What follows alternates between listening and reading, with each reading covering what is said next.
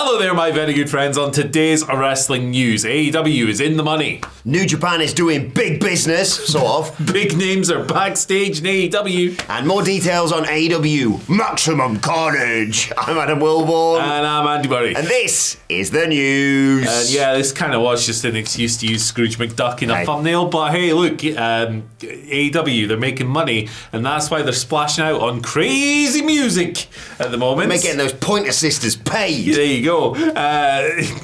Wrestling Observer Radio, Dave Meltzer, was talking about AEW's new incomes. That, of course, being the new TV deal with WBD, and it's co-streaming on Max and all of this stuff. And it's like, yeah, I think some people picked up on a few production changes this week, which is cool. I do think the quality of the video looked a little bit higher this week. I'm not sure if that's a coincidence or not, but basically he's going over the deal, and like the big kind of headline quote that comes out of this is that AEW is receiving $3.6 million a week at the moment.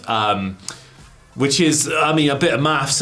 He's basically taken the year's total of like 180 million or whatever it was and divided it by 52. Hey, that's how he's got to that number. Exactly. But that's more work than a lot of people will do, so it's fair enough.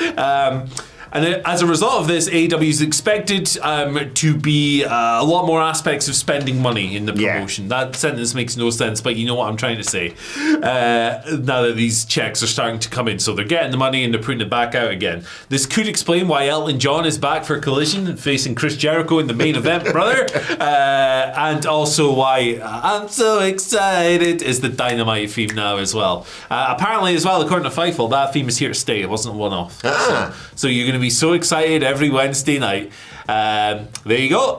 Look, you don't have to like the creative. You don't whatever. That's totally subjective. But once again, if you are sitting there and saying that this company is not financially successful, you are fundamentally incorrect. Yes, exactly. Not a great surprise that, like you say, once those checks have started to clear, they've decided, right, what we're going to spend it on, because and the fact it's going towards production, I think, is a good sign. I think you don't need to sign any more wrestlers, that's for damn sure, in 2025, although there are always, of course, exceptions to that rule, and I am excited for Mike Bailey coming in, to be honest. But, I can understand that they've decided, right, well, what can we change up a bit here, or what can we reintroduce as the Elton John things back for Collision? Pointer Sisters is an interesting choice, as we said yesterday. Yeah. I'd be intrigued to know how much they have to pay. Yeah. Because what was it? Was it how much did they have to pay for Final Countdown each time? Like $300,000 or something. An obscene amount of money. Yeah, like a 6-figure number. You know what? I figured it out last night. I figured out my problem with the new Dynamite theme. Right. That song in the UK, I don't know if it's the same in America, but in the UK, over many, many years, that song has been used in 1,000 different TV adverts. I was about to say, yeah. Loads and loads and loads and loads, like for stores and sales. The new SCS sofa sale. I'm so excited. I'm going to spend £3,000 on a couch. I've got a corner sofa for less than £600. What? It fell through after 1 week. But that song has been featured on so many UK TV adverts that it now has become a song that compels me to change the channel because it's on the adverts. Yeah. I don't think that's what I want opening my wrestling show. No, but it doesn't, like we say, it doesn't really matter. No, I skip it every time. I skip it. I don't want show intros. I ain't got time for that. I'm going to save me some 20 seconds right here. I just like the fact that a wrestling promotion spends money on licensing music. Like, I think it's one of the few things that WWE needs to do to improve in 2025. Definitely. Like, we've said a million times how, and I'm scared again for this year's Royal Rumble, if we're doing the live stream going, who's that? Huh? I can't, until they walk out, I have no idea who they are because I don't recognise any of the themes. Yeah. If you're an AEW, just open up your chart book and go, oh, that song for my entrance music. Yeah, I do wish WWE would do this. I know, like, it's a money-saving exercise, but like, look, these Def Rebel songs are. They're not good. They're not good. It's probably the weakest aspect of the WWE product from a presentation standpoint is the music. They even found a way to take Roman Reigns' song, which was the one that most people thought was the best and like stood out amongst all the muck, and they made it worse. What's going on? What's going on here? Come on, fix it. It's weird to find out that AEW is making money because when I look online, a lot of people with numbers for their Twitter accounts tell me that's not the case. I don't know who to believe. Yeah, some guys, I mean, they were verified on Twitter, so they must be telling the truth. said the same thing. AEW's going out of business, man. It's unbelievable. I want Tony Khan to just start just buying random things, T-shirt cannons and what have you. I want him to recreate the scene from Breaking Bad with Huel and Bill Burr. Oh, yeah. Just open. That's why someone goes into his room. Yeah. Tony? Open the next episode of Dynamite with Tony Khan just going like this. They were even if they didn't make any money, they were going to be absolutely fine. But it is nice to hear they're being more self-sufficient. Yeah, definitely. They're CM Punk actually said it best when he was on Ariel Helwani's interview. AEW will exist for as long as as Tony Khan wants it to exist, because the Khans, they're rich guys. It's well known. They could fund it for as long as they want. But self-sufficiency means that they don't have to dip into their own funds. And, yes, attendances, ratings, whatever, but financially, they've safeguarded the future and they are successful. They're doing big business, just like New Japan. Not the big business Mercedes Money debut show thing. I'm talking about ticket sales for this double header, of course, this weekend. Wrestle Kingdom and Wrestle Dynasty, however you want to say it. Because on Wrestling Observer Radio, it was reported, as of Christmas Day, they've sold 4,500 tickets to Westerners each. Most tickets sold to Westerners for a Wrestle Kingdom weekend show since before the pandemic. So businesses pick it up for New Japan, which is only good news for wrestling fans. That's good. Obviously, the tickets to Western sales, pandemic, you couldn't travel, and Japan was quite slow to open back up again. So there will have been a knock-on effect over the years and years and years. Although I think now is actually quite a good time to travel to Japan because the exchange rates are very favourable. But it's encouraging nonetheless. Look, the last Wrestle Kingdom before everything happened was January 2020, and I believe they drew 30,000 one night and 40,000 the second night. So that was when it was over 2 nights. Last year, I think it was about 27,000.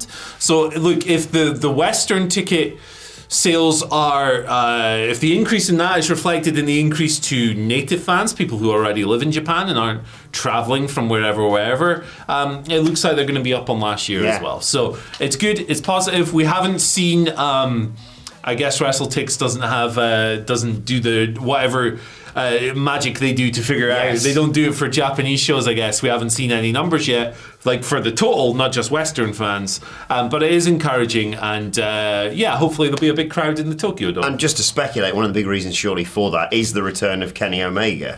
He has been highly anticipated for a long time.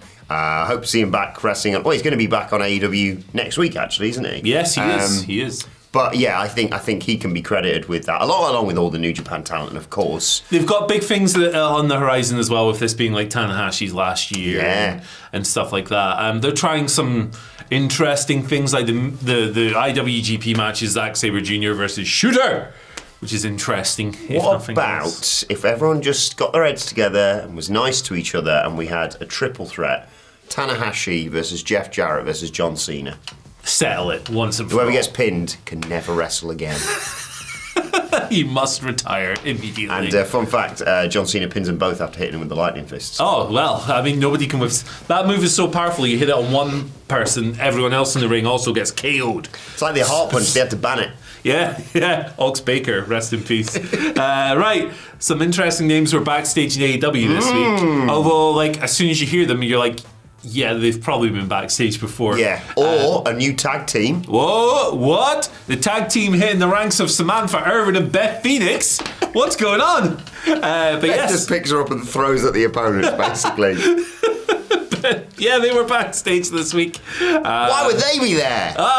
Maybe their partners work there or something like that. Makes sense, But this is reported by PW Insider. It's noted that Beth lives in Asheville, which adds up because her husband Adam Copeland lives in Asheville, and if they lived in different cities, that might be a bit peculiar. But it was the Fight for the Fallen episode, and we know Copeland, Adam, Cope, and presumably Beth as well, has done lots of... Or as I like to call her, Fee. Or just Beth. But yeah, you'd imagine that they've done a bunch of... We know Adam has. I assume Beth has done some good work helping with the storm there as well. But PW Insider does know that there's no plans for either of them to appear on TV at the moment. Irvin is under a non-compete from WWE. That prevents her from appearing anywhere else until that expires.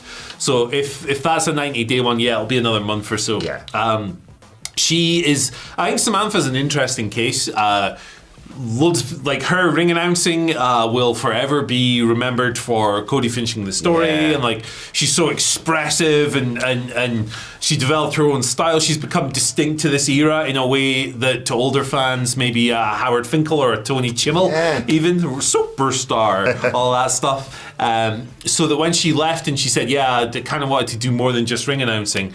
She's spoken about wanting to be like a GM in WWE or like a heel manager, and Ricochet's just turned heel in AEW, so I don't know, maybe she'll get the opportunity to do that. I think her career is going to be interesting. I don't think she's just going to show up in another company and do ring announcing. I think she wants to do something bigger. So, and she does music and stuff. I was going to say, she was doing some singing stuff as well, wasn't she? Yeah. So I always have a great respect for anyone who just leaves to try and better themselves and bet on themselves and expand their career beyond the limitations placed upon them by their employers. I always think that she was one of the biggest losses of WWE in 2024, losing her, because like you say, her voice was synonymous and it was so good at expressing how people felt in the time, like the excitement she had for announcing things or the like wobble in her voice when she was clearly emotional. I used to love the like footage of her reacting to some of the mad stuff we saw in WWE in 2024. I don't know whether she is going to sign for AEW.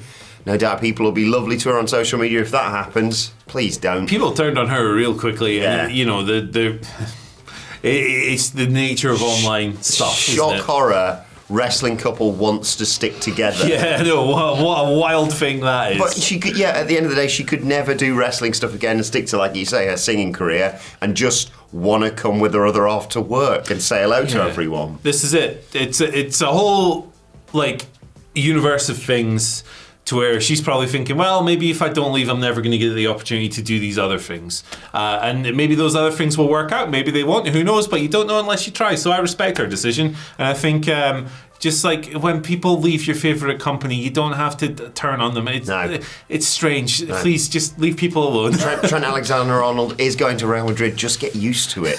I mean, that'd be good. It's going to happen. Get him out of Liverpool.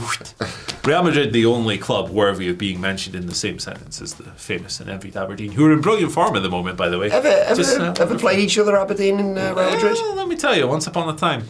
Ask about that second star on the badge, brother. Anyway, what's up? I also like the fact that I assume Beth Phoenix also keeps Adam Copeland, aka Cope, in check. Do you remember that time when he was like really giddy and like smacked her on the arse and she was like, "Don't do that." Yeah, you silly sausage. Sorry, love. Okay, yeah. Do you think I'd like to see Beth Phoenix wrestling in AEW? She's brilliant. Yeah. Grit couple antics in AEW. Yes. Maybe she'll take out Marina Shafir as part of this. People have been hit with bricks in AEW, haven't they? Yeah. So the it couple and the brick couple. Yep. But genuinely, I think she could be like a really good head to have backstage for the women's division. Just ask her about stuff. She was groundbreaking. Like her husband as well. She seems like a really nice person. Yeah. So. Do you think they call each other Cope at home? What's up, Cope? Not bad, Cope? Yeah. Just walking around. There's a house full of Copes. Like little Cope Big kids. Cope, little Cope. Big Cope, little Cope. Cardboard Cope over there in the corner. Oh boy, Pope Cope. Pope Cope. Make sure you go to church on a Sunday, brother, or Pope Cope will be on your ass. Bishop Pope, I don't know. Yeah. I don't know. Anyway, sticking with AEW, Maximum Carnage goes down a week on Wednesday, of course. And if you're wondering why on earth they've called it this, they've just had Fight for the Fallen, and they like their sort of named televised specials. This one was sort of more of a WBD, kind of leaning on them a little bit to make it, I don't know, bigger than it already was. It's an episode of Dynamite. It is what it is. But Fight for reporting the Cincinnati Dynamite needed to be an important one for advertising reasons, according to WBD. That's why it's got this branding of Maximum Carnage and why they've put a world title match on there. Of course, the Casino Gauntlet winner from next week will fight Mox for the world title. In what? 10, 11, something like that. Yeah. Just under 2 weeks' time, as well as Hook versus Christian Cage as well. Yes, indeed. Announced for... I love the duality. You got Fight for the Fallen, which has always been a benefit show for various good causes. We're helping people who've been who are in bad situations, who've been hurt, who've been struck down, whatever. The exact cause has varied over the years, but it's always been about like lifting stuff up. And then you go from that to Maximum Carnage. It doesn't mean anything. It's just funny. I want to know, whose job it is to think of the names, because I'd love to have that as a job. Well, this is the most E-Fed ass pay-per-view name the AEW, or show name, sorry, the AEW has ever done. I think Tony Khan is an E-Fed ass guy, and I think he came up with this himself. Yeah. This is the kind of thing that comes up in a pay-per-view name generator on EWR. Like take it to the extreme at Maximum Carnage, and extreme is just an X, there's no E. That's my theory. Speaking of E-Fed stuff, if you might have missed this weird sort of Christmas, New Year, weird period, if you wanted something to keep you entertained before you go back to work potentially on Monday, me, Andy, and Sidgwick sat down and drafted our own federations, put on our own shows. It's a lot of fun. It's varied, let's say, that we've booked for it, but it's well worth checking out. We had a load of fun doing it. Hopefully we'll do that again. Sidgwick really snuck some of his picks through the back door, didn't he? I'll link that at the end of this video. It'll be on your screen. Which actually, guess what? That's happening right now. And we'll be back later to talk about Becky Lynch. Yeah, shout out to all the E-Fedders out there, especially Al Snow, Mick Foley, and Johnny Gargano. See you later. Bye.